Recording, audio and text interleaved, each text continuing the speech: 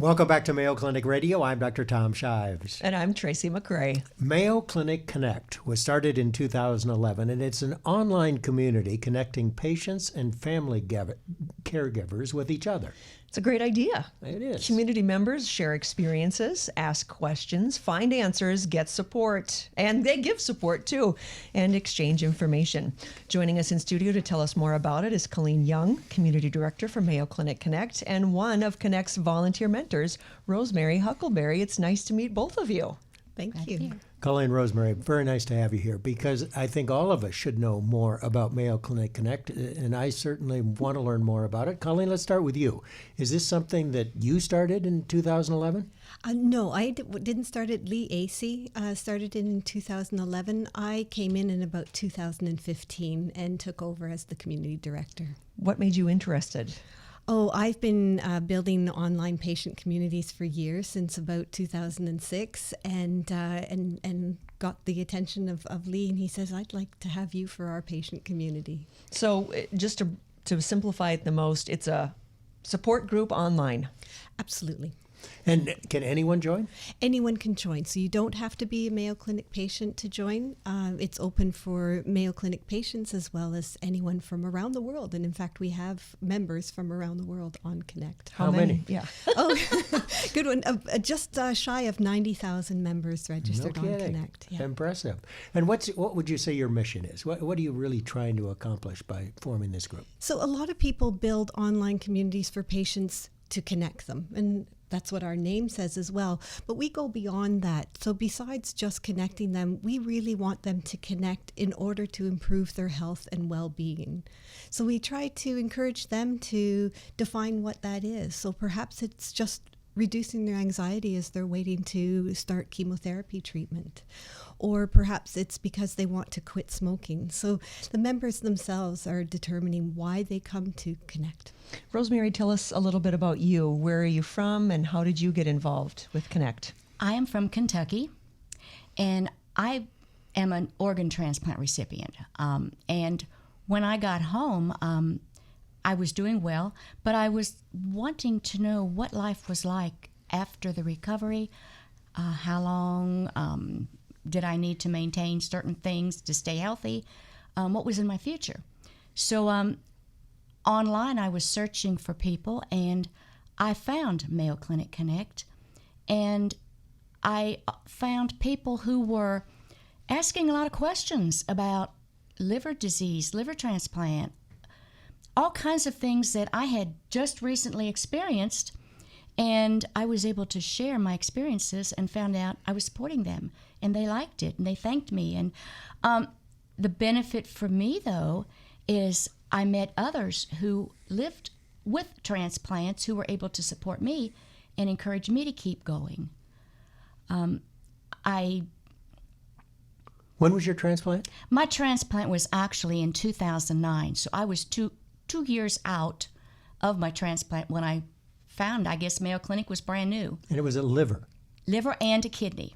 Well, you had both? I had both, and I had a rare liver disease called primary sclerosing cholangitis. No, you look fabulous. Well, thank you. Thank you. And you went to the Mayo Clinic to have that done, didn't you? I was actually flown out of ICU by my home transplant department to get up here, so my heart also belongs to Mayo Clinic. So you went from being a member of the Connect group to now you're one of the facilitators. So tell us about what you're doing that's different now. Well, what I am doing different is I have made a personal commitment to stay update on what people are asking about, but also as a mentor, I am more of a connector, a supporter. If someone has a medical concern or question, I try to connect them with other people who share similar concerns.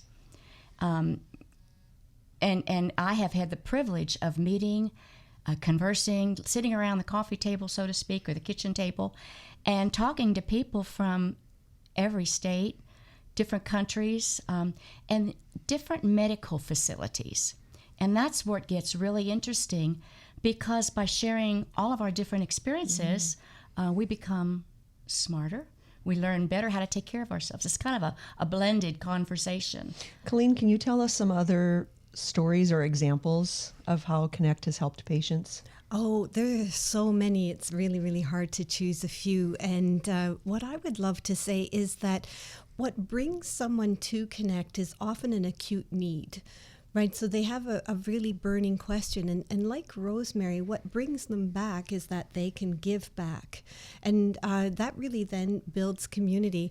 I would love to share a story where we've then been able to build that collective knowledge. So I started a thread that was just called "How do you get off to a good start with a new specialist?" And so we started to collect that information. Everybody shared their tips and tricks.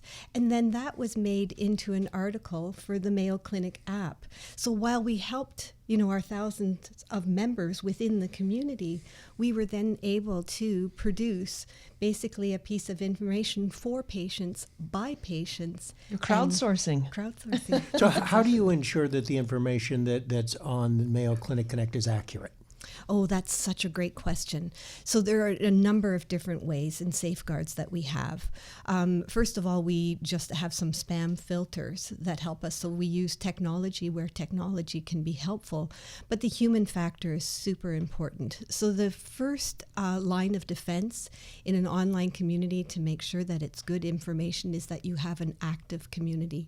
You would be surprised how self-correcting the community is. So we model compassionate behavior on Connect, very welcoming. We have zero tolerance for zero responses. So we always make sure that a new member is greeted. And by having that active community, people are not trying to be bad actors. They want to be a good actor, but they're maybe bringing some misinformation, because that's how they understood the information that their physician gave to them or that they heard from their neighbor. So you had some physician moderators, for example, or some experts to look over the material. So we have moderators, yes. Okay. Yeah, we have 5 paid moderators. And can someone who signs up for Mayo Clinic Connect, can they remain anonymous? Yes, absolutely. That's one of the ways that we ensure people's privacy is guarded. So we only know from the people what they want to share with us. And there are different topics, right? I mean, Yes. you can join whatever group or talk to whichever group that you want to. Correct. Right now we have over 60 groups of varying conditions or demographics. Like we have a group dedicated to caregivers, for example. Right now, you all are here learning a little bit from each other and learning how to be better mentors. And Rosemary, what is it that you hope to learn, or as you, I would assume you don't want to quit doing this anytime soon. No. So what do you want, what do you see for your future as a connector? I would like to find ways to make people who are afraid to ask a question feel comfortable. You put yourself, even though you're not using your real name, your surname, you kind of put yourself out in front of people. For me, it was emotionally difficult to share my journey. And it is for a lot of people. And I'd like to, keep up with promoting the positivity, welcoming everybody, which we do, but to make it easier for someone to take that jump into the cold water. Well, I can't imagine how helpful it would be for somebody who is getting ready to go through a transplant to be able to talk to someone like you who has been through it. Yes, we have had... one example is a gentleman who struggled with this pre-transplant, symptoms and hospitalizations, and he had a whole community of people supporting him, sharing what they'd been through. And after his transplant, he came back to us and said, "Hey, everybody, I got my transplant. I just got moved to my room. Thank you, and I'll get back with you." He wrote from his hospital bed. Isn't that beautiful? Colleen, how many different support groups are there? Over 60. Wow. Yeah, pretty amazing. And you've got, close to 100,000 people. Yes. Mayo Clinic Connect, it's an online community where people can share experiences and find support from people just like themselves. What an opportunity really to learn more about the condition you have and also to learn more about the Mayo Clinic. And anyone can join too, by the way. It's connect.mayoclinic.org. Right, anyone. Excellent. Our Yes. thanks to the director of Mayo Clinic Connect, Colleen Young, and volunteer mentor, Rosemary Huckleberry. Thanks so much for being with us. Thank you.